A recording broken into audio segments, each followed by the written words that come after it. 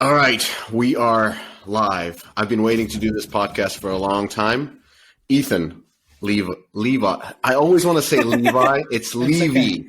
Ethan Levy. Everyone else is Levi. Everybody For some else reason, is Levi, but this is an Ethan Levy. Yeah. Executive producer at Network, working on your first blockchain game, and people know you from before as the king of free-to-play. You've done amazing games, legendary, probably the highlight of them all. Yeah. Legendary Game of Heroes, just fantastic economy, one of the best puzzle RPG games ever. And your talks, as we've stated many times on this podcast, are the highlight of any GDC and Thank every you. GDC. So welcome back to the podcast. Thanks for having me. It's a joy to listen to and an honor to be here. Oh my God! Let's ease on this. Ethan is saying, like, so for the listeners, Ethan is saying this because he's next in line to be the co-host on Twig. Have I told you look especially small today? You look very small. He's waiting for Adam Telfer to slip. He's like, Adam Telfer, you fucking slip a little bit. Ethan Levy is taking your spot. Anyways, so this podcast, we're gonna. So I'm the Neanderthal. Like, the market is moving so fast. I'm still in that free to play mobile sphere, thinking that that's all. That's the hot jazz. But the real thing is blockchain games. So this episode, I'm the dummy, and you're going to tell me what's going on. And we have a rules of engagement. So this is from Eric Seufert. He said, I'm misquoting him, but basically I'm allowed to mute you at any point Right. if you go on a rant about something decentralized. Yeah, I don't think I will. You should have a bell to ding. Mm-hmm. Yeah. And then I have to instantly stop using jargon. I think I have like all kinds of like, I have like clapping and drum rolls, and this is like a legit podcast. Like, I have all the production tools here that I can't use. Anyways. Well, whenever I'm being an ass, just make a fart noise. Okay. The audience is already like, shut the fuck up and start talking about blockchain. So let's go. Yeah. I'm going to ask you questions, and because I'm so stupid, I'm going to ask multiple questions about the same thing. And then we also have maybe like 20 questions from DOF community, from the Slack channel. A lot of great questions. So thank you everybody for contributing. I'm not going to even say the names because there's such a long list on the crypto channel. Anyways. And I'll do my best. This market is big, new, moving fast. Mm-hmm. And there are people who've been like into blockchain for years, and I'm maybe 9 to 12 months into it. So I think I'm moderate. Hopefully I get everything right, but there's a difference. Those people who have been long in the business, long in the tooth of crypto, they don't know fuck about making games. You know a lot about making good games, a lot about running superb live operations on free to play games. So you are the guy to talk about crypto, not these crypto bros who only know about crypto but don't know anything about making actually a good game. Okay, now I sound horrible, but I'm just being hyperbolic and just trying to. I thought Eric Kress wasn't here today. Okay, by the way, Eric Kress was supposed to be on this podcast. Yeah, but snagged on like the hour before this. So it's only. So now I'm in the hot seat. You're in the hot seat. So let's Ethan, let's fucking go. Let's do it. Yeah. What does a blockchain mean in the context of gaming and how it is applied? Yeah. So, I'm not going to go too deep into the technical of blockchain.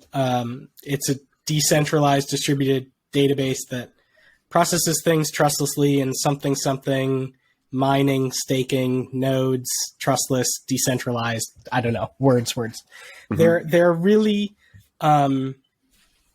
three things that I think are super important, 3 or 4 things that are super important about blockchain as they apply to games. One is tokens. Mm-hmm. These are, as I'm designing a new game, things I'm used to calling currencies, some of them are now going to be tokens. And what that means is you have to think about them as a physical object. It exists in the game. The player owns it. It sits in their wallet. Ideally, they can transfer it outside of the game, sell it to other people on exchanges you don't own at all. So we're used to soft currency, hard currency. Imagine if your hard currency was an actual token, a physical object. You'd probably start, and not only that, your players, if they earned it on event leaderboards, could go take it to Coinbase or SushiSwap and sell it to somebody else, and you have no part of that. That is super interesting, and it creates a bunch of different design choices. And some games have one token, some have multiple. We're way too early to have a standard. Some have uses for tokens that aren't even currencies. It's really interesting, but tokens are important. They, in many places, replace what you can use for currencies. Got it. But there's still some, when you're designing a game, there might be something where you're like, hey, I want players to earn this on a leaderboard, but I'm not going to give it away every time they level up because there's a fixed supply of it, right? There's an actual amount of it in the world. So there is still a use for, you might say like, oh, my hard currency, I'm going to turn into a token, but my energy is going to stay something in our traditional database. It's not something a player can sell to somebody else. Got it. And then the token is the token tied to the blockchain? Yeah. So the way it works, because there's not a blockchain. There are many different blockchains, right? There's kind of Ethereum mainnet. There are things that happen on the Polygon network or Solana or Flow or a private blockchain, right? So Axie, if I'm not wrong, they started on mainnet and then moved to their own private wallet and chain, Ronin, so that they could have faster transactions. So what that means is that AXS, the token, exists on, when you're playing the game, it exists in your wallet on one chain, but you can bridge it out to another chain. So that's really just like... What the fuck are you talking about? Right. It's, what would be a good analogy? It would be like, there are two different banks. My money is in Ally. Yours is in Chase. Deutsche Bank. Oh, Chase. We're going Deutsche Bank right away. Whatever. And if I first European bank that popped into mind, and if I want to send you money from my account to your account, I have to pay a wire transfer fee. Got it. Right. Okay. So there are two different blockchains. There are two different databases, and you can choose to make them interoperable, or you can choose not to. So Solana can interact with the Ethereum. Well, it's more like it's like Sol, the token, can be used inside of applications built on the Solana database. It can also be traded in other applications that aren't using Solana. They're using Ethereum mainnet. And so it's plumbing that I don't think it matters that much. Okay, but to be clear, like when I'm making these tokens in my game, they have to be tied to an existing blockchain. Like my tokens are based on Ethereum. And Ethereum is kind of like the currency value. And that leads to the value of my tokens outside my game. Oh, no. It's think of the blockchain as the rails that move the currency around. Oh, got it. The value of the trading value of Sol and the trading value of Ethereum are not tied together. Now, what happens? I'm a novice crypto token trader, so it's just like the stock market, right? Okay. Some days there are up days, and some days there are down days, and like everything in your portfolio goes up, and everything in your portfolio goes down, and in general, the market, to my eye, moves together. But it's not like the same way that EA's earnings call doesn't have a direct effect on Take-Two's stock price, right? The trading value of Ethereum does not have a direct effect on the trading value of Solana. Got it. But and other altcoins. What effect does, let's say, what effect does Ethereum's trading value have on a token that is based on Ethereum? So on the only effect it has is human behavior effects. Okay. Right.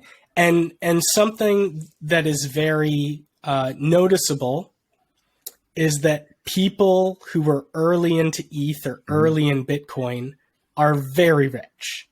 And they also believe in the system, and they don't necessarily want to take all of their money and turn it into fiat currency.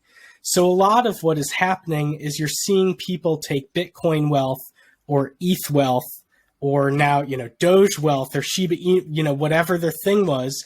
And instead of transferring all of it to fiat currency, they're actually diversifying. So they're buying a bunch of different tokens. Yeah. They're buying into a bunch of different NFT projects. And it's my hypothesis that the early adopters, a lot of these cryptocurrency games, are people who are rich in cryptocurrency. And they are so now they're the price of all the tokens and NFTs. Yeah, exactly. Right. So like when the price of ETH goes up, it makes somebody who like just got rich on ETH or Shiba Inu, they're like, well, now I've got all this. It's just a coin. It's a joke coin. It doesn't. Do you not know about the greatest trade of all time? I'm assuming it has happened recently and not in history, so no. Yeah. Okay. So sometime, I think last year, somebody bought a couple $1,000s worth of this joke coin, Shiba Inu. There was already a joke coin called Doge. Yeah, I know that. It trades for like I don't even know how many orders of magnitude of a cent. So somebody made Shiba Inu, and it trades for even more orders of magnitude of a cent. There's just trillions of it in the world. And last year, somebody bought a couple $1,000s worth it and probably forgot about it. And someone who was scanning wallets was like, at the current price of Shiba Inu, this wallet has over $1 billion in it. They turned a couple $1,000s into $1 billion. They own so much Shiba Inu that if they sold it all, it would ruin the market for Ethan, Shiba Inu. Let's move forward before my fucking head explodes out of this nonsense. Yeah. So you mentioned there's three things in the crypto, in the blockchain. For number one, is token. Oh, and we're still on the first question. And just to make sure that the reason why I'm asking this is I'm trying to understand. Like, I have a game where the tokens are based on, let's say, Ethereum, because that's the nicest word that I can pronounce. And the value of Ethereum in this volatile crypto market has nothing to do with the value of my tokens. The value of the tokens in the game is purely tied to the demand of those tokens in my game. Yeah. I think for the purposes of this conversation and of making sense of it, think about the different blockchains as AWS, Azure, PlayFab, Google Cloud Services. Right? Like, Mongo, so these are infrastructure pieces. Yeah. And it's confusing because the same word is used for the infrastructure as is used for the token that you're familiar with. Right? Okay. So like Farmville's success isn't, or like the amount of revenue that people are paying is not dependent on whether they're on Zynga's custom architecture or whether they migrated to AWS. Yeah. Like that stuff is almost entirely hidden from the player. It just comes through in friction and in performance. And if you're thinking about what does Flow do, what does Solana do, what does Ethereum do, these are all just different systems of piping. And then what's confusing is there's also tokens that are named all those things. I understand. Right? Super confusing. Okay, so there's tokens. There's NFTs.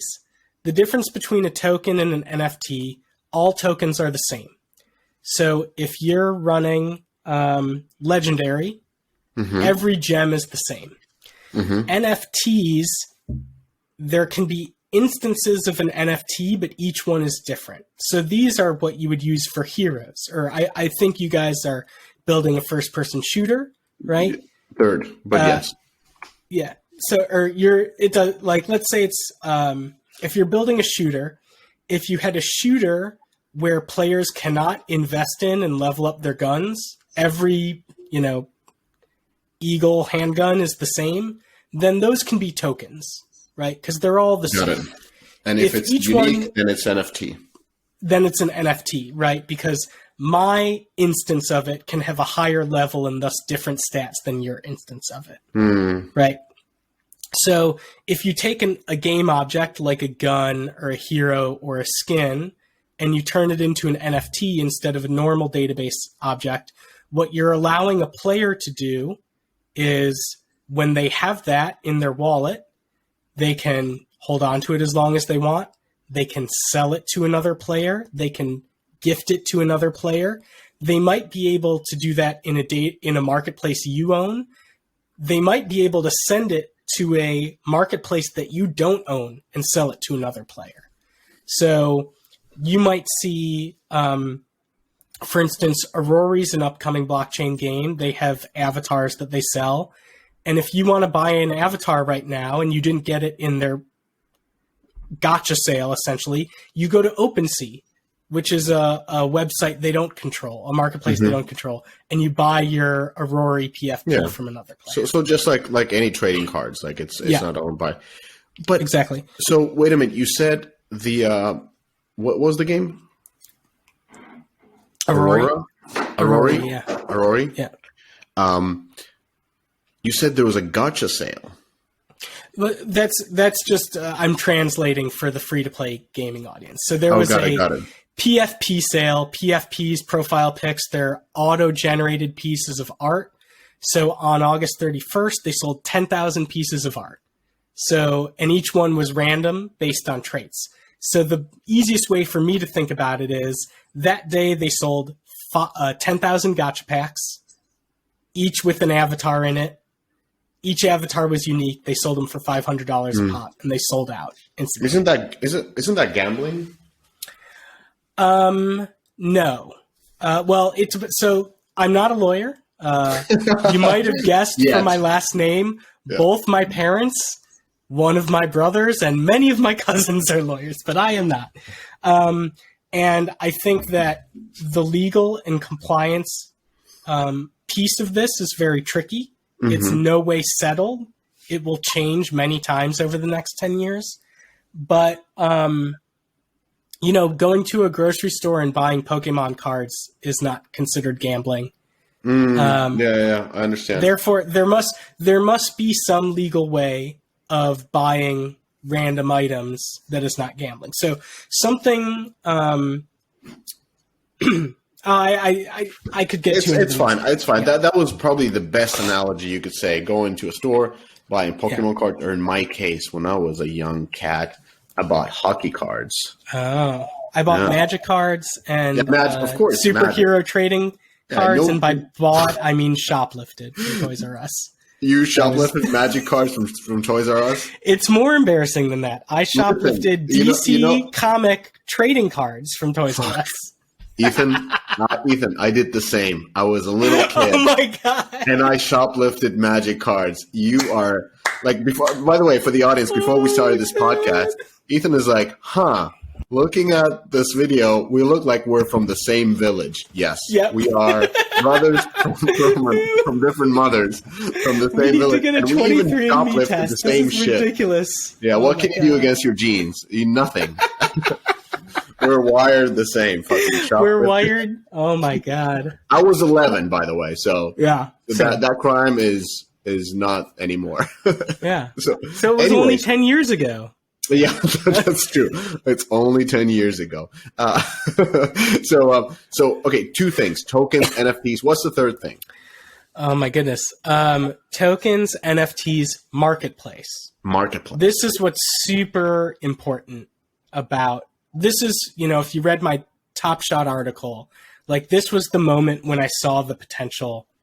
And it's that these assets are liquid, right? When you and I were stealing Magic cards, we got a really good card and we wanted to sell it. We had to sell it to somebody else.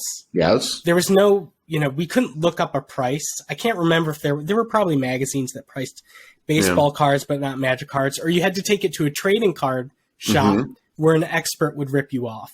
Yeah. So we knew these things were valuable. There was an individual card I probably bought for $100, which was a lot. That was a lot of bar mitzvah money to get that $100 legend. Ali, what was it? Ali from Cairo. But the information asymmetry, right? The person who owns the trading card shop knew everything. I knew nothing. There was no liquidity in the marketplace. I opened a Top Shot pack there is a marketplace where, even though I don't know anything about basketball, really, I can look up my card and go like, oh, the floor price of this Tyler Hero card is $1,600 right now, right? And that to me was the magic moment. Was like, when somebody says this asset is on the blockchain, when you buy it, you own it. You're like, but it's just a database. That sounds weird. It sounds like some scammy bullshit. When they say this item is on the blockchain, when you buy it, you own it, and you can turn it around and sell it, and there are people who want to buy it right now because there's a liquid marketplace. Like, that's the real game changer for me. And then the one thing to get into, like, decentralized and, like, not really that important, but, like, these assets can exist inside entirely of a chain and a marketplace and ecosystem that the developer controls, or it can be bridged out to other marketplaces and ecosystems or exchanges. So, right, like, I bought AXS, one of the two Axie tokens, on Coinbase. I didn't buy it from Sky Maven. I didn't get it in the game. I traded my ETH to some random person for AXS, and now I hold AXS in my wallet. And so, like, that's where the the whole decentralized thing, you and I both know how hard it is for a sword from my game to work interoperably with the sword in your game, right? That is a really difficult problem. And that was when I first started looking at blockchain gaming, one of the things where I'm like, this won't work. I'm never going to take a sword from my game and put it in your game, right? And I don't think that's the important part of the decentralization, at least not yet. It's that in Diablo, when the auction house existed, you could only buy and sell things on the auction house. You can take your horse from Zedrun and sell it on OpenSea, or sell it on Rarible, or sell it on XYZ, or transfer it wallet to wallet. Like, that's where there are a lot of things outside of the developer's control. And that's where I think the decentralization is important. Perfect. So I'm just going to summarize it. So blockchain gaming, 3 things: tokens, which should be thought about as a currency, a physical object in player's wallet; NFTs, which means that each NFT has to be unique and it has to be sellable in any and all, not all, but in any market. And finally, marketplace. You have to have assets that are liquid, and the marketplace has to be decentralized. It's not one game-based marketplace, but it's a marketplace that can exist in, like, there's multiple marketplaces. So the one asterisk I put on that is not everything that is blockchain is decentralized, right? Not every token earned in a game can be traded on decentralized exchanges. Not every NFT can be sold on marketplaces outside. It's more complicated than that. Why? Because it's the different chains, the different databases. Okay. Right? It's like, just because my game is on chain X doesn't mean that a player can instantly put it onto Ethereum mainnet. We have to build, if it's a private chain, we have to build a bridge that allows things to go to, it's that wire transfer, right? Okay, got it. So, blockchain, the piping, it's all very, all mixed up, and it's not clear and decentralized and easy. It's actually like a giant spaghetti mess under the hood. Okay, got it. Kind of got it. So let's move on. That was the first question. Yeah, that was honestly the first. We only have like 200 more questions. Anyway, we're actually you're bundling a lot of things together. So I'm leading some of the questions as we go. I want to ask you this. These are all my questions, by the way. Yeah. How in the world does it make sense to pay for a tweet or a picture?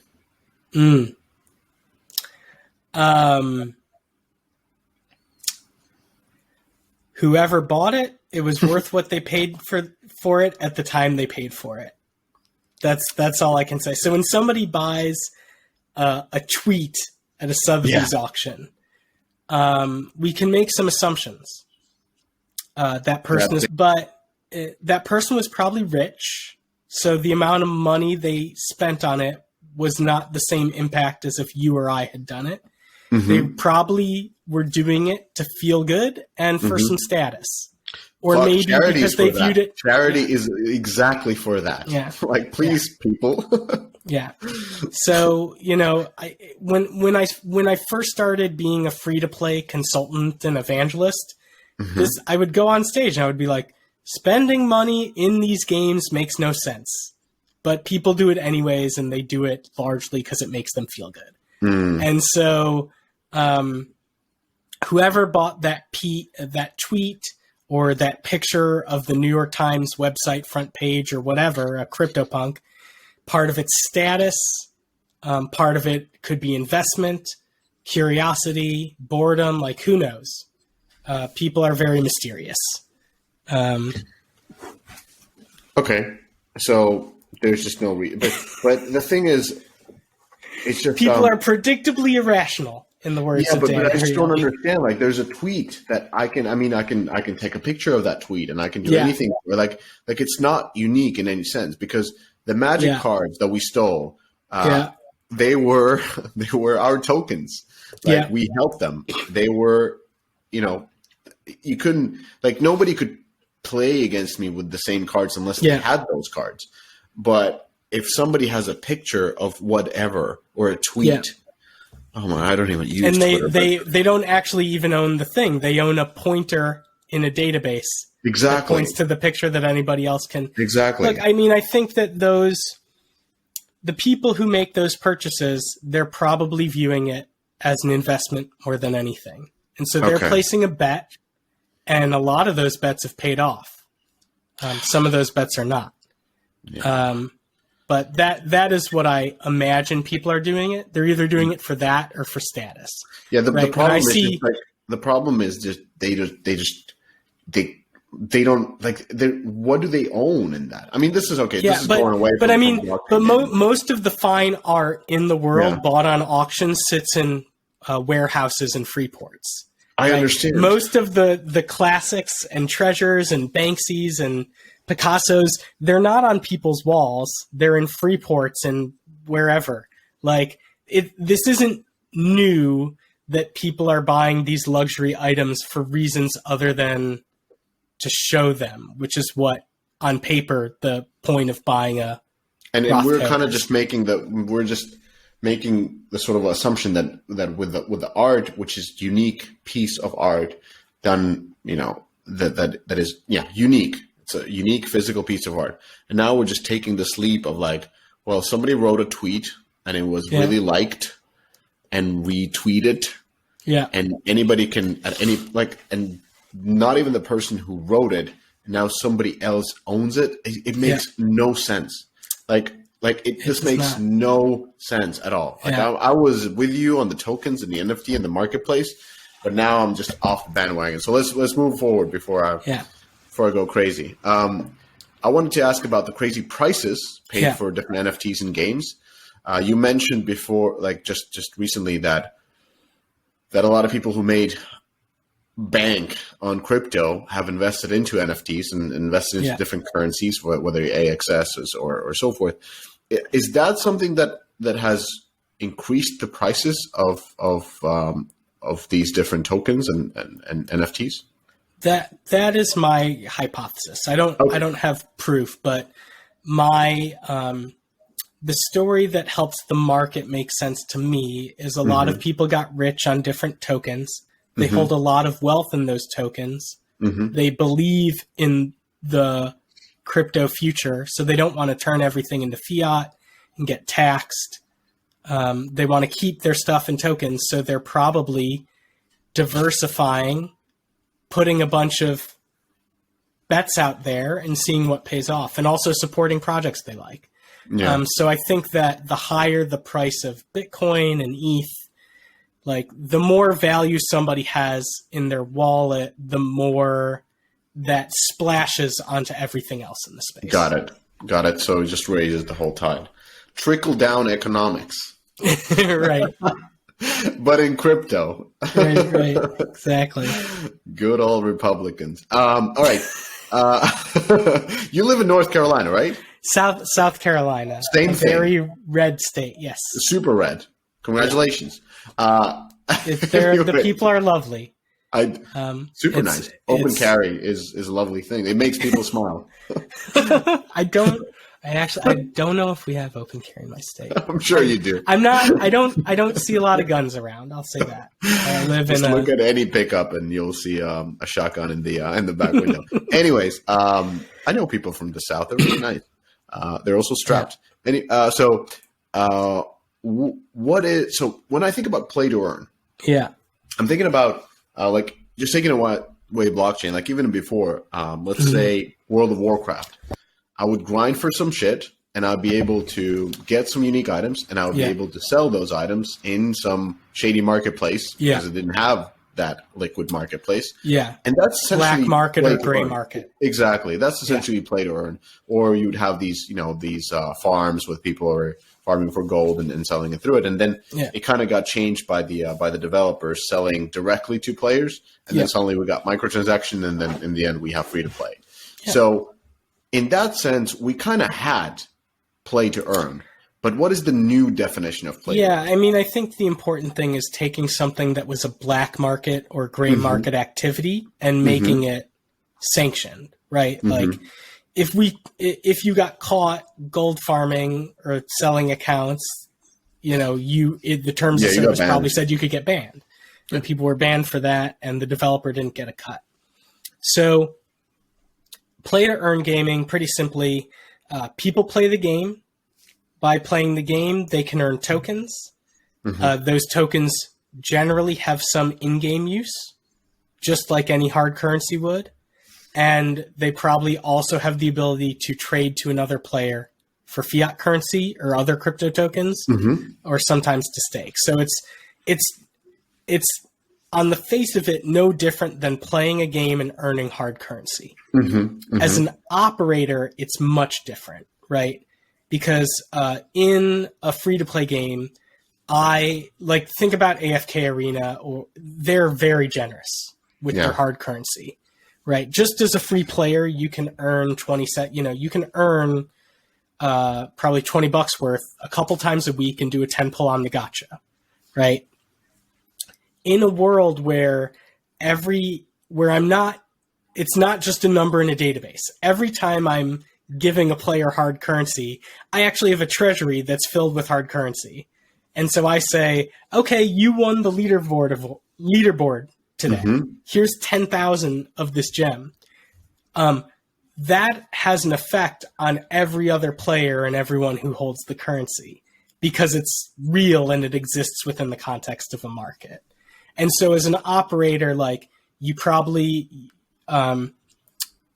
you might have one token in the game that's very tight and one that's very loose, one with a fixed supply and one with an inflationary supply, right? If you look at Axie Infinity, they have one token that's worth like $170 per token, something in that range. I don't remember exactly. And then one token that's like 15 cents. And the difference is that the supply of AXS that the developer puts into the system as rewards is very constrained. You win it for being one of the top leaderboard players, and there's a fixed amount. Every single player who plays every day it can earn SLP, the one that trades for 7 to 15 cents. It's an inflationary token. They're always minting more of it. And the more players there are in the system, the more of it they mint. So play to earn, the mechanics for the player, the main thing is it takes, as I said, a black market activity, makes it above board, sanctioned, welcome. The developer gets a cut. It's part of the design. As an operator, you stop operating like a dungeon master and have to start thinking of yourself as a central bank. And it's something I'm very excited about and also very scared of, right? So talk about, what are you scared about? So I don't know if you've ever pushed a bug to production that tanked 3 days worth of revenue. No. No, never. You've never pushed untested config to production and shut the game down for 3 hours or like. Think about all the things that can go wrong with a free-to-play live ops game, like New World, right? Didn't gamers find a bug that allowed them to duplicate currency? The battle glitch. Imagine if they found that bug. It was hiding in your server for 4.5 years, but it didn't allow you to increment a number in a database. It let you steal all the money out of a treasury. Fuck, you'd be fine. Right? or just hacking. Like the thing is, like, if the value grows, your game can get hacked. Yeah. And everybody's tokens are taken. What do? Your game is dead. Well, you can't take everyone's. You can't take everyone. You'd have to hack every wallet. Oh, okay, got it. So that would be. You can't. I don't think it's possible to hack every single person's bank account who's got a Chase bank account. How about central bank?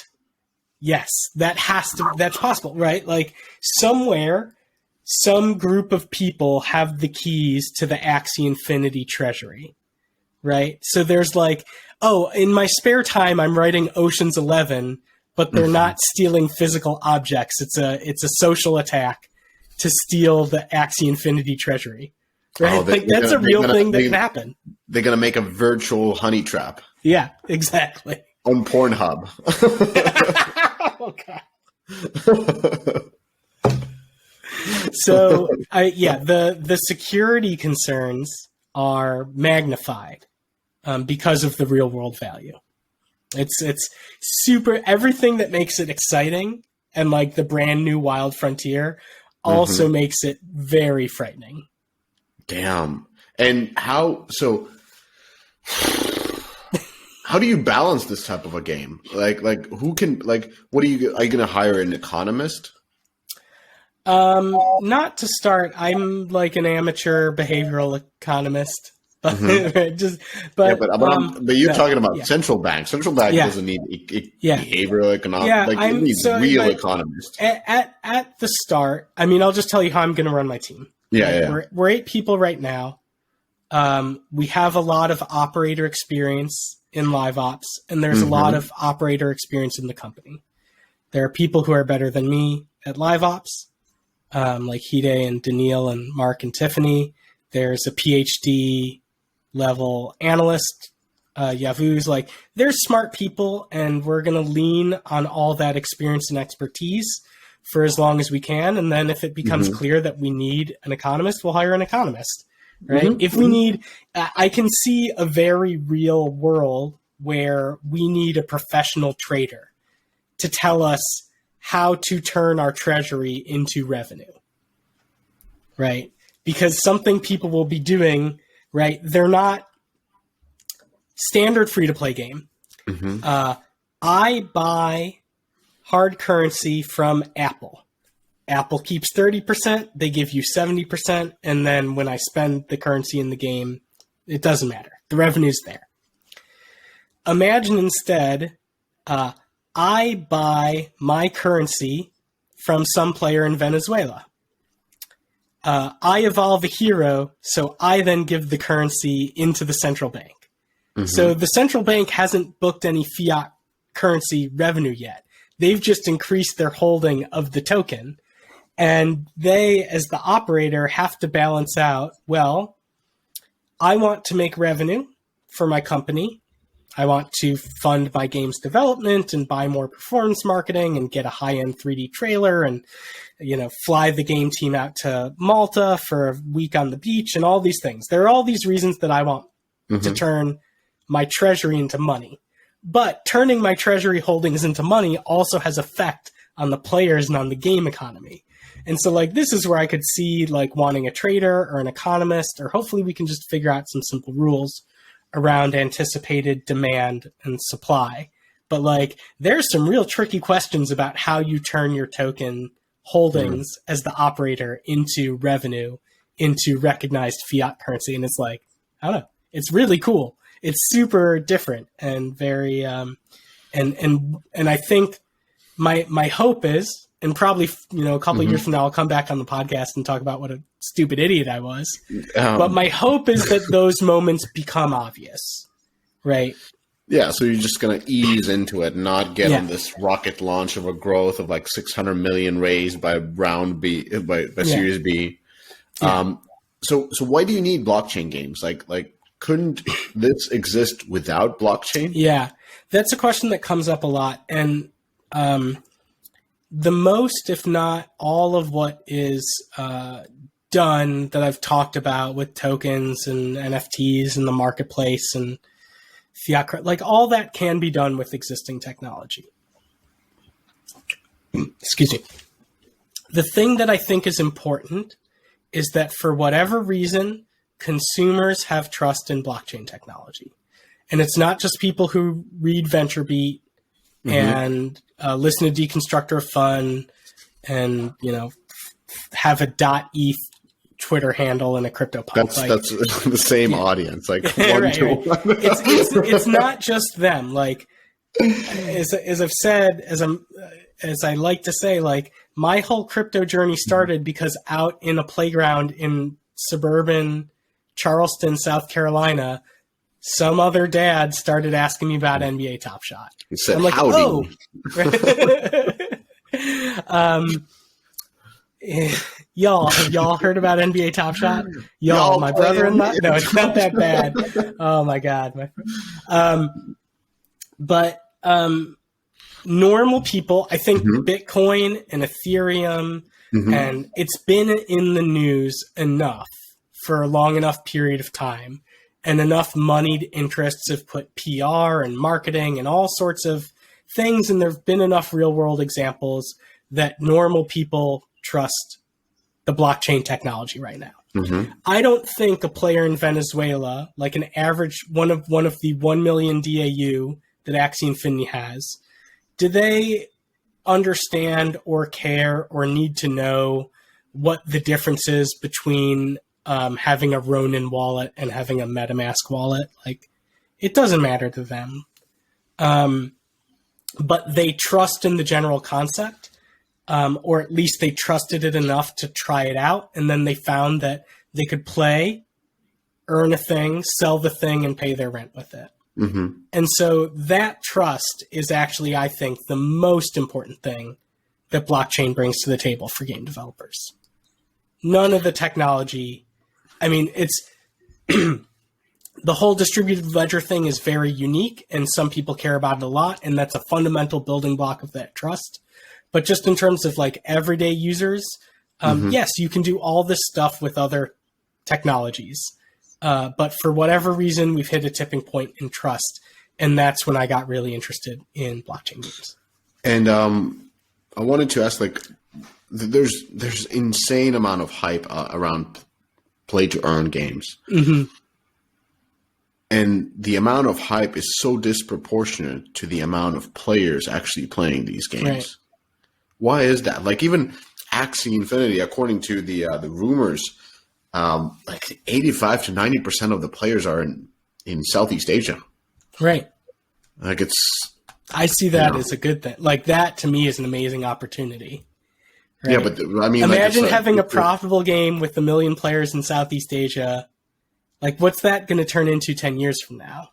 I don't know. Yeah. Nothing. Like, if I would have a mobile game that is a free to play with 1 million players in Southeast Asia, I would be like, fuck, like, what do we do? But these guys are this team is super successful. So, but yeah, I think it's a valid question, right? There is a ton of investor money, and it seems like a relatively small audience. I mean, 1 million DAU for Axie is nothing to sneeze at. But I think, you made Facebook games too, right? Didn't you do Army Attack? Right? Yeah, I did. You were doing Army Attack when I was playing making Dragon Age Legends, and like we looked to Army Attack. It was an inspirational game for us. I liked that one quite a lot. My games are so like fucking masculine. Right. Think about Army Attack. Yeah. Well, that's why you're so swole. But I just gave a presentation internally at Network, and I made this point. in my mind, there's a straight line continuum. I'll call it the free-to-play plus live ops revolution of games. Mm-hmm. European browser games like O-Game, Travian, Icarium, and net cafe games like MapleStory and Dungeon Fighter Online were, as far as I know, kind of the real genesis of free-to-play. Next stage, social network games, Army Attack, Dragon Age Legends, Farmville, flip phone, feature phone games in Japan, right? Like Kaito Royale. Next stage, mobile free-to-play, a smartphone free-to-play that we're all in right now. And it's gone past that and finally gotten to console, right? Like GTA 5 is on its third console generation and keeps selling and keeps generating revenue thanks to GTA Online and live operations, right? Rainbow Six Siege is in its 6th year. There's no Rainbow Six Siege 2. Yeah, just exactly. Rainbow Six Siege, right? So like the free-to-play and live ops tactics that started over 20 years ago in the net cafes and on the browser have now massively expanded the audience of people who play video games and found their way into what we would call the mainstream or hardcore video game space. I think with blockchain, we are in a very similar transition. It's going to be very long, and we're roughly in that Army Attack, Dragon Age Legends phase, right? Like, I think Axie is Farmville. It's the moment everyone went, first huh? One. It's like, oh my God, this looks like crap. How is it so successful? Right. And think of how many games, companies, players, successes, and failures have been generated since then in free-to-play and with live operations tactics. We're not done yet. We're not going to be done until they stop releasing annual releases. There's just the game. It's just the platform. So my hypothesis, why I've like dove headfirst into blockchain, is I think we're at that Facebook phase, right? I think we're at that moment where everyone's like, Farmville, but why? I can do that. Why are we in this moment? Like, what makes you believe that this is not also the like VR was in this moment? Like, remember when in 2016, VR was like heating up, and there were VR studios starting everywhere in San Francisco, and you'd be like, "Oh my God, this is the next thing! I'm gonna get on the Oculus train." And then that never left. And then Instant Games in like 2018, similar type of thing. Why is this different? And then there was the AR train. Right. None of those trains left the station. Yeah, I mean, like VR and AR, like as soon as I can wear spectacles around that let me like project games onto the real world and like play Tetris in between two skyscrapers, of course I'm going to buy it. I think we're just a lot of hardware innovation away from those things being really mass market and actually like expanding the audience. VR right now makes games better for a section of people who already play video games, right? It's selling to a subset. Whereas we've seen with Axie, those million players in Southeast Asia and Venezuela and Brazil, like things that in the free-to-play space we currently consider secondary, tertiary markets. Places where we're like, we can't advertise there. We won't make any money. We barely even make any money from the ads we show there. Are these players worth even the database cost or the operation cost? Meanwhile, there's Garena Free Fire, who's like, yeah, give us every single Android player in the entire world. We're gonna eat all the other free-to-play shooter games. So, like, it's that audience expansion. 1 million people a day playing Axie who probably would not be otherwise playing a Pokemon-style game on their phone. That's interesting.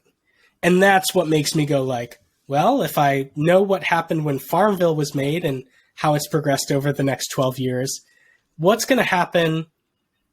The article draft I shared with you, right? My point is like, everything right now that we as veteran game developers look at blockchain games and go like, it's scammy, the tech shit, the art shit, it's not fun, it's blah, blah, blah. Like everything, what about the laws? What about accounting? Like every single one of those problems is an opportunity.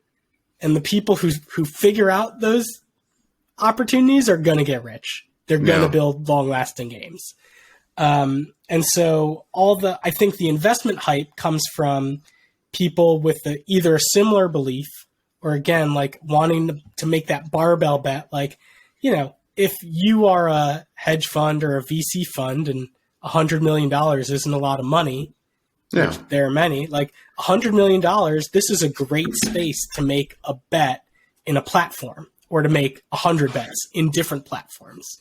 Because one of them is going to be a multi-billion-dollar publicly traded company. Okay, so basically, the hype comes around the possibilities of, as you mentioned, that one fella putting $2,000 into it and then becoming, I think what makes it super unique is the barbell bets are there for the players and for the early adopters and for the VCs and the entrepreneurs. Barbell bet? Oh, barbell bet. Sorry. A barbell bet, like if you've read Nassim Taleb, like Black Swan and Anti-Fragile, I forget which book of his it's from. He was a trader. Black Swan's his most famous book. But like the idea that, the way he invests is he makes a lot of small bets where the amount of money is negligible to him. Let's just say it's $200, which depending on where you are in the world, that can be a lot of money. It can be an amount of money you're okay losing. If you spend $200 on Facebook stock today or General Electric stock or Microsoft stock, 20 years from now, there's no way it's worth 100 times what it is. Yeah. Right? That's like kind of a very traditional bet. If you spent $200 on Shiba Inu today, you would get like 20 million Shiba Inu token. There's a huge chance that goes to zero and you lose your $200. And there's also a chance that it explodes like a barbell and you make $200,000. Like a barbell? I don't get that like, reference. Sorry, I'd have to go back. A hockey stick. Well, I think he says barbell because it tops out at a certain point. Okay. It's been a while since I've read the book. I don't think he's a gym I'm gonna have to fact check this afterwards. Someone in the audience is listening to this and be like, Ethan, you fucking idiot! Like this is what he does. No, I don't think they would say Ethan, you fucking idiot. They would say like. I think so. Idiot. Sorry. What's unique? What I was trying to say. What's unique about blockchain gaming is that the opportunity doesn't just for outsized returns that normally exists for the venture capitalists and the founding team. And then, if you're super lucky, early team members maybe have like super outsized returns, right? Yeah. In blockchain gaming, that is possible for players to recognize without there being a public market exit, right? A player who's early in the right game and is just good at grinding for their play to earn currency could get rich. That's my dream for my game, right? But I get that. But the size of the investment is they're large. Like SoftBank dropping like 680. So I think I forgot how much Axe you raised. I think that a lot of when I listen to the podcast and you bring up these investments, a lot of times you mention the individual product or game. You're like, oh, Mythical just raised $75 million for Blankos. They didn't raise it for Blankos. They raised it for a platform play that Blankos is the first product on. Same with Immutable, same with Sky Mavis, same with Forte or Flow, right? Like Dapper Labs isn't raising money at a huge valuation because the investors believe only in the power of NBA Top Shot. It's because of what the Flow platform becomes in success. That's what the investors are betting on. Is these but those are still big bets. They're really big bets, and there's like this crazy FOMO where the bets are just outrageous. They're not those $200. I don't care if I win or lose because this might make a lot of money. They are like I just checked out. Sky Mavis raised $152 million at a $3 billion valuation. Yeah. Right. So like how much money is under management at A16Z, No, I don't know the answer to that question. Like their $100 million might be a drop for them. It might be a major investment. It's all relative. Okay. Money's imaginary anyways. So let me ask this. Why aren't the developers called out for misleading numbers? Like, I don't mean to wail on Sky Mavis at all. Like, much respect to them. I'm going to sneeze. Sorry. But they I remember just looking at these articles that, for example, this one, Axie Infinity's 1.2 billion annualized revenue overtakes Candy Crush 2020 total revenue. Yeah. Like, this is bullshit, right? Well, one, that wasn't put out by Sky Mavis. No, but that was an analyst using publicly available data, right? So what's interesting about that is that you can estimate Sky Mavis's run rate any day. And as you've pointed out on the podcast before, like, you could pick a day where their annual run rate is 1.2 billion. And I'm sure that you could pick a day 3 days later where their annual run rate is like 600 million. So you're like, why aren't developers being called out? Well, what central authority's responsibility is it to call out misleading headlines from analysts? No one's, right? Like, there's no police of this. Who would be the caller outer other than the Deconstructor? Okay, I'm going to call them out. This was in FinTech Collective, right? Fuck that site. Yeah, well, it was actually from Chain Debrief. So like, you run a blog. I used to run a blog when I was a consultant, and I would make claims publicly about information I had available in order to get clicks to drive leads. Whoever's writing Jackie Yap, who's writing for Chain Debrief, is driving clicks to get advertising impressions, right? Like, they're not Sky Mavis. This wasn't an earnings announcement from Sky Mavis. So, like, it's not their fault someone wrote this post. Okay, got it. I think what's interesting, though, what's interesting is that there are all these intelligence sources that, because of the blockchain, you can monitor Axie's token price, how much secondary sales they're made. Like, there's a level of data that, if these companies are public, like, everybody has access to the data that lets you know how they've been doing in terms of inflows to their treasury. It doesn't necessarily let you know what outflows from their treasury are, but it's like, okay. So because we kind of there might not be a sensor tower or a game refinery of blockchain gaming, because there should be. Right. I mean, it won't be a subscription service because the data's all there. Right? It's all public. So okay. Well, let me turn this around. Most of the time when people are talking about these pitches from play to earn companies, there's just this strong vibe of scam. Yeah. Why is that? Well, I mean, like, let's be honest. There are a lot of scams in the NFT space, right? In the NFT and crypto space. And so anyone would be right to be wary. And I think anything that attracts a lot of money, when there's a lot of money sloshing around, there are experienced operators going after it, and there are con men going after it, and there are entrepreneurs with a lot of grit going after it, and they all look the same.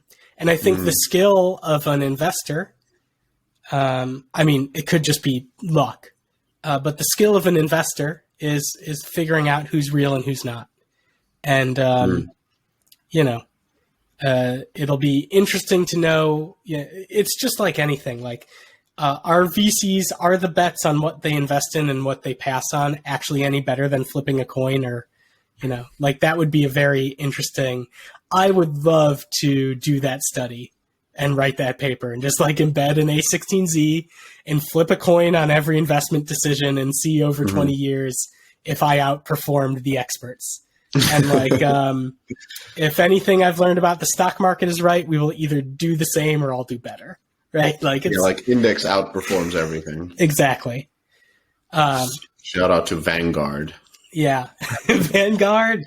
Yeah, lots of financial, a lot more central banking and financial terms than the normal Deconstructor of Fun.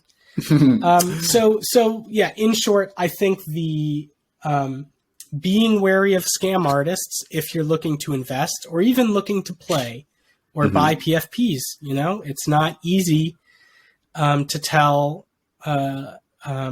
who is real and who is a scam. And I think that's potentially part of the fun of playing in a Wild West type space is the risk.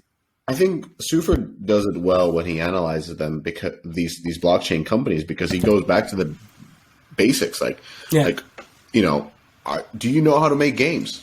Right. Like, what's the game? You know, stop this nonsense. Let's talk crypto afterwards. Like, talk to me about the game, and then we can talk about the NFT stuff, because a lot of these companies don't have that pedigree. They don't have that background. And sometimes it's just like, even, you know, they might say like, oh, we played games a lot. Like, I get it. I mean, I like food. I've eaten a lot of food, but I'm not pretending that I can open up a restaurant. I think in that Facebook time, I'd already been making games for 8 or 9 years at that point. And so me and my team and the studio I was a part of, I think we had a general vibe of like, we're going to do this right. We're going to, I mean, specifically with Dragon Age Legends, we said like, we're going to build a social network game for gamers and we're going to win.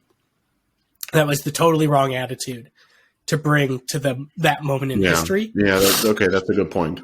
And this time I'm hoping to bring what is a more humble viewpoint on it.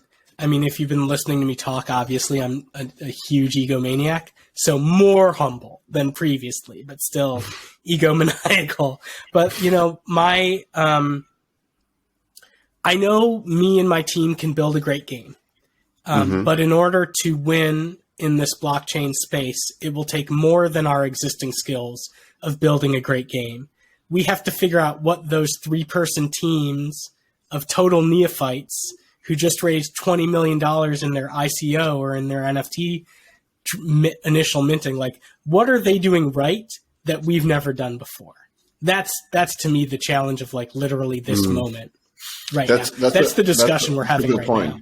It's a good point, because we often go into a place where like, oh, like you have to have experience to do something, but just going into even my own experience of hiring people, like usually the ones with a little bit less experience, a little bit more drive, tend to be the best ones and the fast movers, and those who are long in the tooth in their career. Yeah, if they don't have that sort of mindset of constantly learning and doubting yourself, then they're just repeating all the mistakes that they've done before.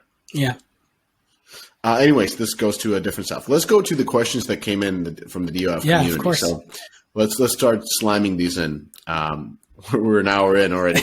Okay. From the podcast with Sky Mavis COO, it was mentioned that they are building their own tech stack and now build a crypto game that isn't that much need of smart contract developers.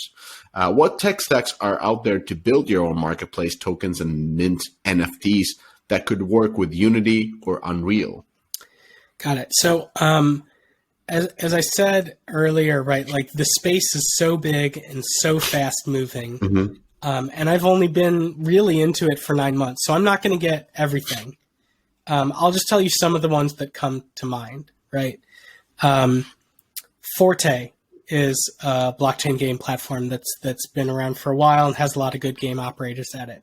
Mythical, who's come up on the podcast a number of times, with their latest fundraising announcement, announced other people publishing on their platform and that they're building a platform. Immutable, who's behind Guild of Guardians and Gods Unchained, has Immutable X. That's a whole platform. Or Immutable X is their token. They have a Immutable platform. Solana, Polygon, Flow.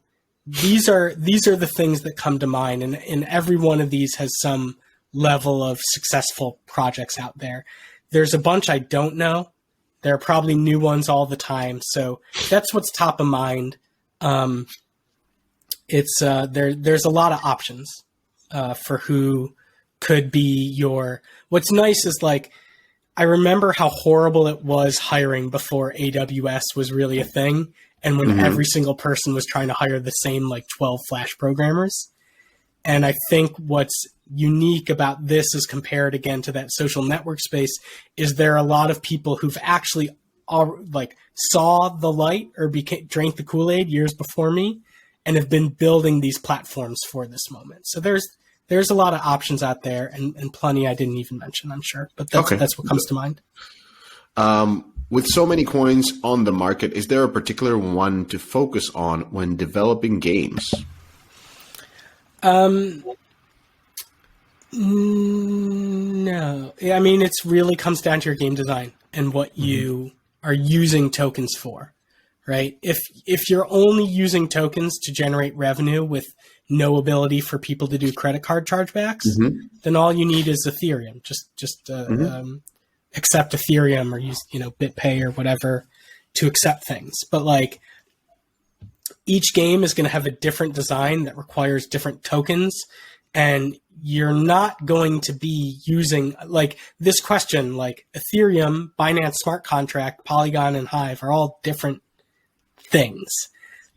If you're building a blockchain game, you are probably going to be creating one or more of your own tokens that are either native to your game or native to your company, depending upon your design and your long-term ambitions. Okay. It's crypto games only for crypto enthusiasts, aka crypto bros. Are crypto games still too early to be targeted for gamers? We'll find out. I mean, I would say we're already past that it's purely for crypto enthusiasts, right? There are a million people a day playing Axie. Those people have not all been reading crypto forums for 6 years, right? Yeah, but they're playing it just to earn money. They're not playing it because they like the game. Yeah, they're playing it because they like the game more than rice fields. Yeah, I think driving a tuk-tuk or being unemployed. Or running a mom and pop shop in a lockdown. I would rather play Axie all day than any of those previous ones. I'm not faulting anybody. Yeah. So to go to my, I'm kind of like mixing. I gave a presentation right before this, but so I can't remember if I said it on the podcast or not. There are two different questions here. One, are crypto games only for crypto enthusiasts? No, but I think crypto enthusiasts are a very important part of your market. Second question, are crypto games still too early to be targeted for gamers? I'm not sure. Let's find out. Okay.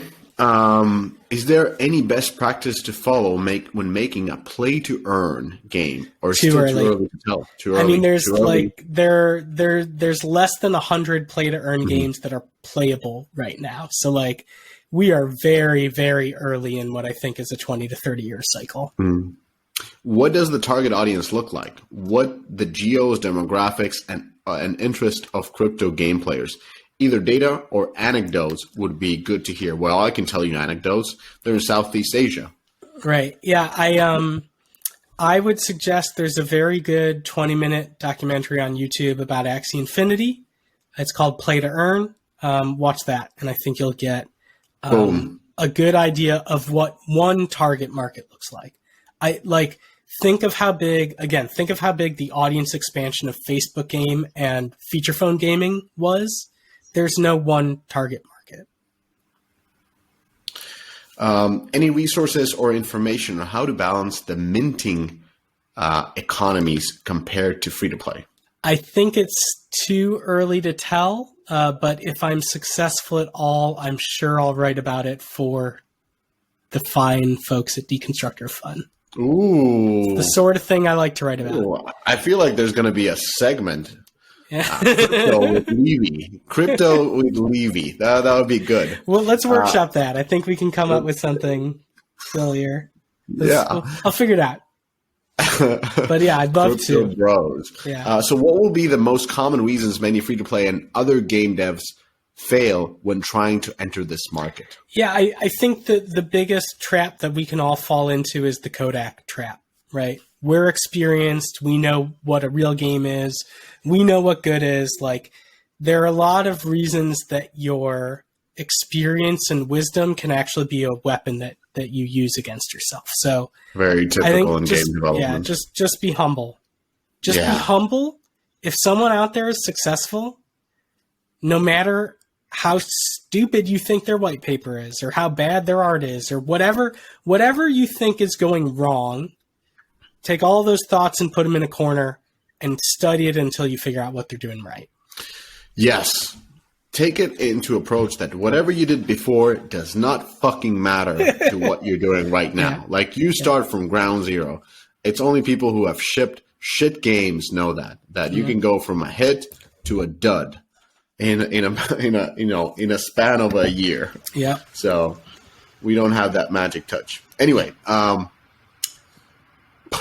what are the easy on-ramps for today's developers and publishers to dip their toes in the water, get their beaks wet? I added that one.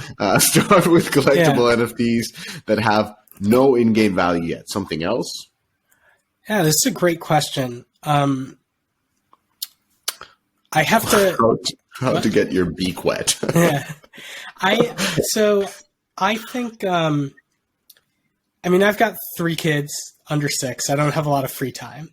And so if I did have more free time, I would, the decentralized aspect of some of these projects is really interesting. A lot of ink has been spilled about Loot Project, and it's very interesting and very decentralized.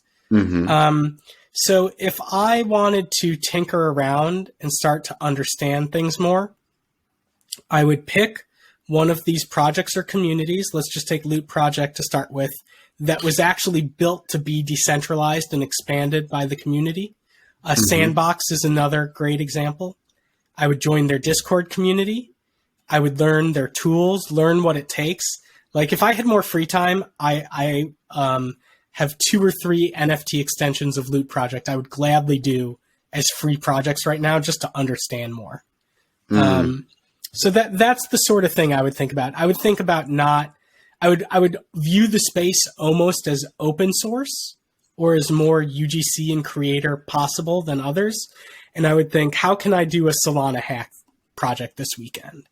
How can I extend Loot Project or Blitmap or something else, right? Like, how can I build on something that exists and just learn about this crazy space and the people who are already here?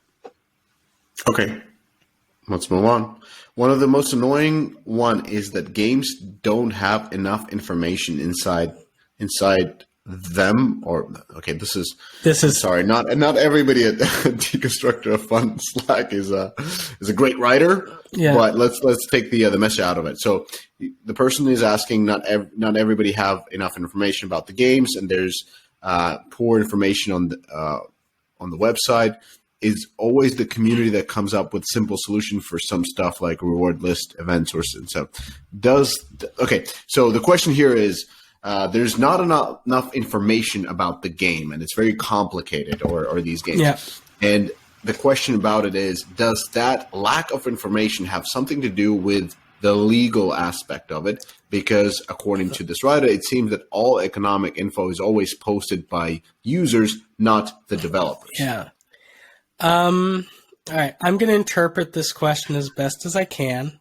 The community creating resources for developers who do not have enough time or interest or ability to put the information online is not a new and unique problem to blockchain gaming. Wiki. Right? Generally, it's the sign of success, right? For a game, if I can go find a tier list for a hero battler, that means there's an engaged community.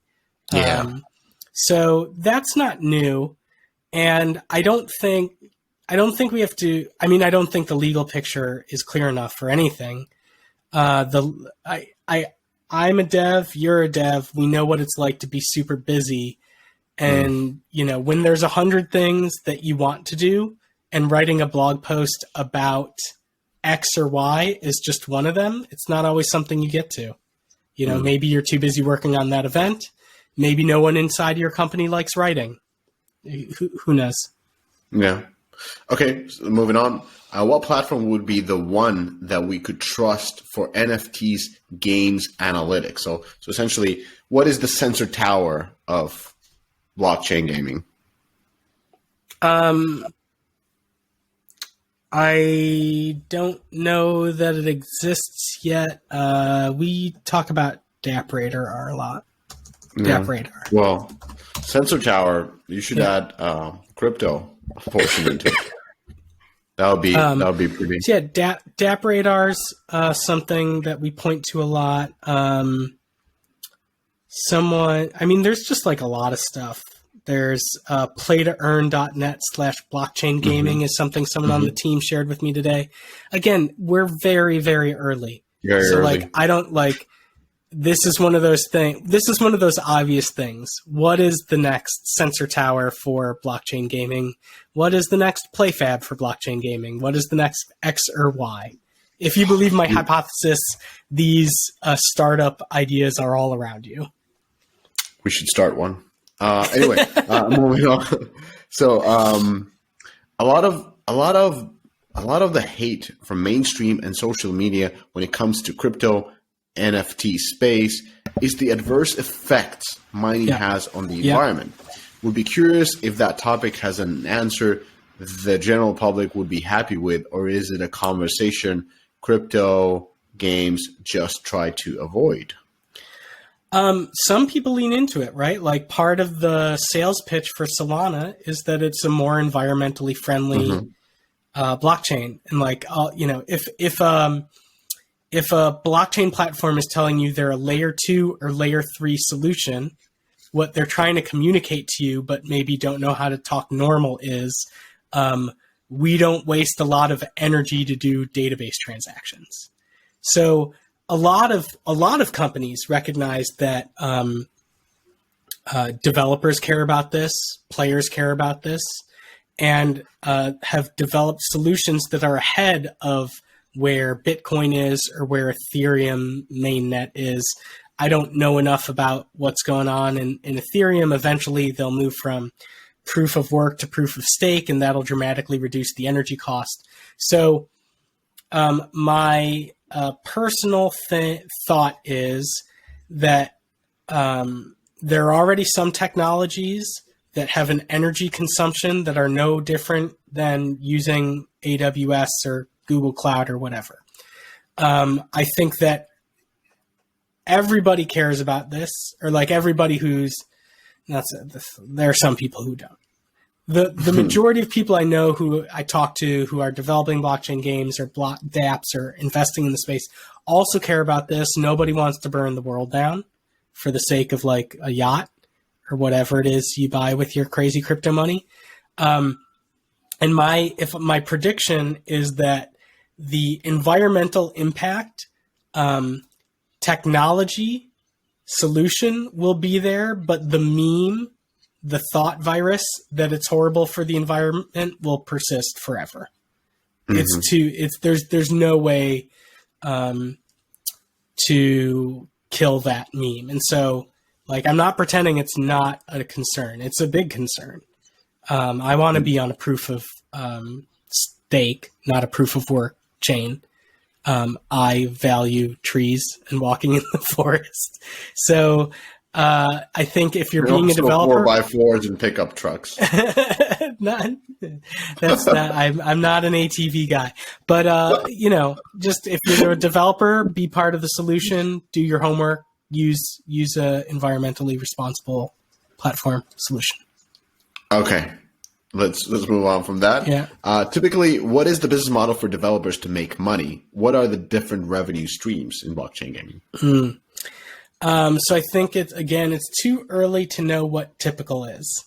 But I'll just talk about some of the revenue streams that are available. There's primary sales. So that's like selling gacha directly to players for the first time. Sometimes that's pre-sales before the product is out. Sometimes that's, like if you think about NBA Top Shot, they essentially do a gacha sale every couple days or every week. Secondary market sales, so that's players selling to other players. Generally, the player who's the seller keeps, changes platform to platform, company to company. But usually the tax on a secondary market sale is usually in the range of 10 to 1%. I think it's pretty well clustered around 5%. So like in the case of Axie, the players are making the majority of the money, but Axie is making a lot of money from the secondary market sales. You can have a blockchain game that has traditional IAP within it. That's a revenue stream. And then there's also kind of what I call like central banking activities, right? You can create a token. You can sell that token into the market. You can sell it to investors. You can have game mechanics where players give you tokens that they purchase from other players. And then when you want to turn them into revenue, you sell them into the market. So there's kind of this whole banking trading aspect to it. Again, to the startups all around us, somebody is going to, I don't know what a crypto native rewarded ad solution is. All I know is someone is going to figure out what that is. They're going to make a lot of money. Should probably talk to Seaford about that right now. But I'm sure advertising will play a role. So primary, secondary, IAP, advertising, treasury management. Okay, clear. And then usually the sales pitch is this, like, you know, I make a sword in the game. It's always like every time, by the way, all the examples are always a fucking RPG. I make a sword in the game and then people are selling the sword and then I sell it for $10 and then it changes hands 1,000 times and I'm taking $1 out of it every transaction. And it's going to be like, 1,000 more. So that's usually the way it's been described to me.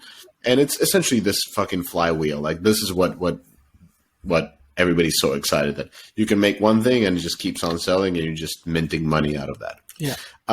Anyways, how easy or difficult it would be to bring these games to mobile? Well, some of them are there already, right? Like if one of the things that got me and many people interested in the space is how ridiculously successful and well distributed Axie is as a side-loaded Android app, right? So it's already on mobile. Upland is a game with NFTs and tokens on it that you can download on the iOS store. So I'm currently not familiar with all the platform challenges, and I know that there are going to be more along the way of working with Apple and Google. But I don't. It's happening right now, and the challenges are mostly like user experience challenges and friction, and then complying with whatever the rules the platform holders have. So I've done 2 different versions of a real money game. Those are challenging to do on the platform, but that's mostly like knowing what the rules are and designing within the rules. So. Yep. All right. Can these games be made in Unity Unreal? Yes. I'm going to answer I'm making yes. it in Unity right now. Yeah, like come on, guys. It's just think about blockchain the same way you think about AWS. Yeah, it's a game. Like anything can be. So let's move on. Are there any service available that can take the load of blockchain developers? The load off. Yeah, this is equivalent to what blockchain platforms are there. Oh, okay. Yeah, again, Forte, Immutable, Mythical, Solana, Flow, Engine, Polygon, many more. There's a lot. And then how important is decentralized governance for crypto games to succeed? What is decentralized governance? Does this mean that the assets are liquid and the marketplace is liquid? No, this is its whole own hour. And I'd be really happy to talk. Well, so let's think about it. Many games in their white paper will talk about how they want to become a DAO, a decentralized autonomous organization. So it's a really long question to answer.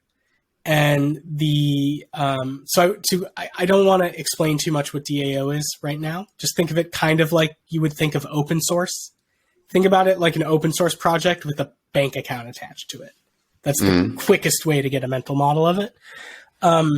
Many projects talk about DAO in their white paper and how they'll be like DAO. And I do not know yet whether it is essential to the success of a blockchain game or not. It's going to be something that's going to take a long time to figure out, be really interesting. Mm-hmm. I would say that thinking about how your game can be a DAO is something that makes you more crypto native than not. And so you, as a developer, have a personal hypothesis to place around whether you think being crypto native is important to the success of a project or not. All right. Gonna jump off over that. Yeah, that was a weird one. Is crypto games? No. No, okay. This is all that we have from the community. Everything else is kind of like not relevant, too deep, or just we've kind of answered it in a different way. So I just want to finish up by talking about the future. Yeah. What do you think are some of the biggest opportunities and threats? Yeah. I say the threats, legislation. That's the biggest threat. Yeah. I think I've brought up countless opportunities in terms of not only. I've been talking mostly about game support services. There's no clear platform winner yet, nor will there be. It's not going to be dominated by one platform. Very few genre. There are very few games, and thus very few genres explored right now. So I don't think we can make any assumptions about what genre works in blockchain and doesn't. Basically, if the audience is there, any genre that works in free to play can work in blockchain, I think. So yeah, legal compliance, anti-money laundering laws are no joke. Gambling laws are no joke. And wanting to operate a game in multiple jurisdictions, running a game in the United States or Canada or India or Australia is not as easy as federal laws. They're also state by state laws. And this is an area where the legal landscape is changing regularly and will change for a long period of time. So I don't think it's going to get regulated out of business. I think that there's a very big danger that products on the market are currently doing things that will be found or where it will be decided that those things were not legal, and then they'll get fined very heavily. So, I look at the regulation. If you have the right mindset, it's a threat and it's an opportunity, right? Like, imagine figuring out how to easily be the company that does all the accounting and tax statements for all the players on all these different games, right? Mm-hmm. Like, the KPMG of blockchain is going to be a publicly traded blue chip, like multi-billion-dollar company of blockchain accounting. Another great business idea. Can you believe that one head can have so many different startup ideas? Yeah. Neither can my wife. I'm thinking like Ethan just dropped that fucking game idea. Let's do Levy Katkoff fucking there's a PricewaterhouseCoopers. Why can't we be Levy, Katkoff, and Kress, attorneys at law. Oh, yeah, Suford. Is that a law firm or a detective agency? I guess it depends on the genre of movie. It's a hustle.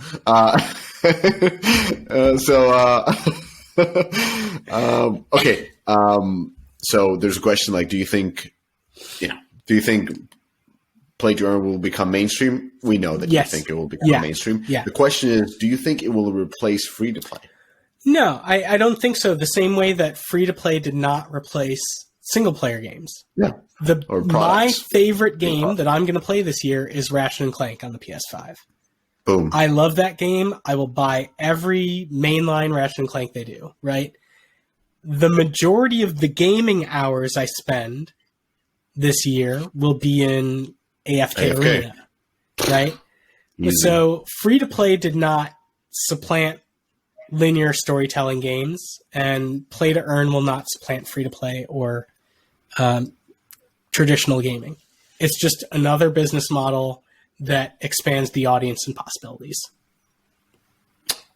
And on that note, it's almost 11 p.m. here in beautiful, beautiful Finland.